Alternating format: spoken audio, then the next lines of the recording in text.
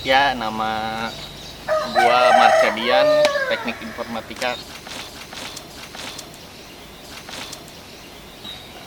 Sibuk ya ngurus lele, beternak lele, ngurus tanaman dan ya gini-gini aja. Karena dari kecil gua emang suka beternak, mulai dari ikan, ayam dan lain-lain, dan gua rasa usaha lele ini menjanjikan karena kalau kita data berapa banyak orang jualan pecel lele, berapa banyak warga yang makan lele, dan dari situlah setahunan. Kesulitannya pertama ya marketing awal, yang kedua masalah partnernya yang ya begitulah, terus kemudian masalah keamanan lain-lain lokasi.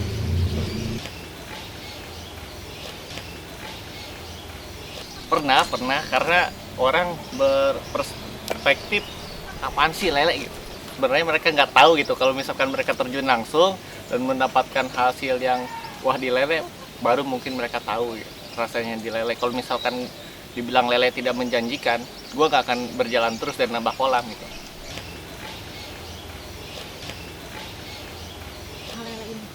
Yang orang lain selalu bilang bahwa ternak lele itu gampang, lele hewan yang kuat lain-lain.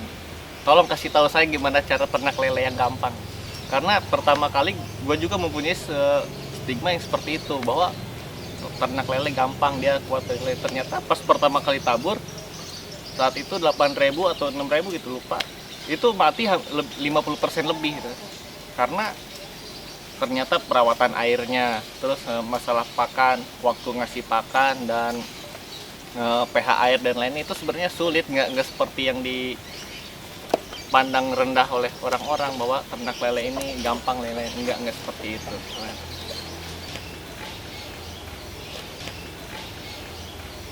Pantes untuk siapapun sebenarnya, pantes asal mau belajar, tekun, dan jangan kaget dalam berproses di lele ini.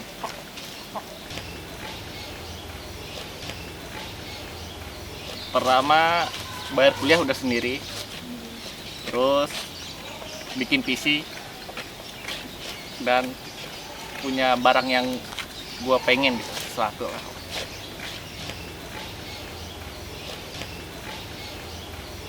Awalnya gue usaha lele emang dari kecil basic.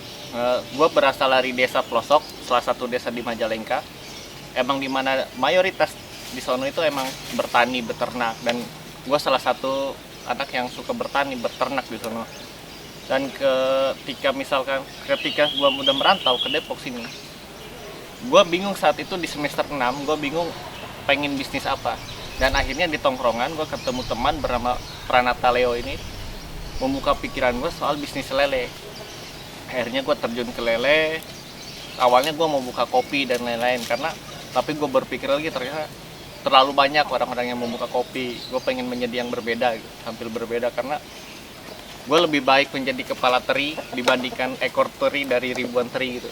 Jadi lebih memilih berbeda, karena itu dia peluang dari bisnis sandang papan pangan itu menurut gue lebih menjanjikan dibandingkan kita melulu ikuti orang tren kopi.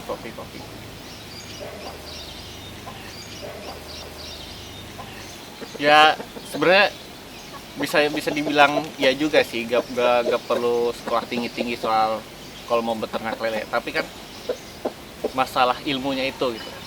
Kalau dibilang itu, gue kan gak jurusan gue kan teknik informatika. Terus kenapa gue harus beternak lele, kan jauh banget dari teknologi ke lele. Tapi yang penting masalah pencarian ilmunya itu, gimana orangnya itu, apakah dia mau capek mengulik ilmunya tentang lele dan lain-lain. Karena menurut gue ilmu itu kan bukan hanya di dalam kelas, ilmu itu bisa kita dapatkan dari apa yang kita lihat, kita dengar, kita rasakan. Ya, semua aspek kehidupan ini kan memberikan kontribusi, memberi keilmuan.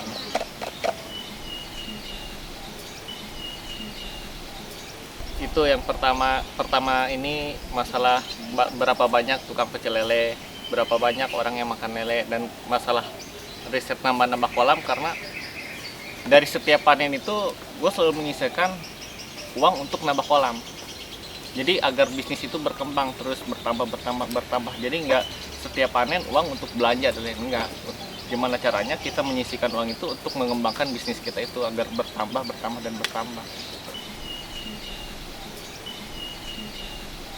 Kalau yang di Depok ini 16, kalau yang di Majalengka baru 4.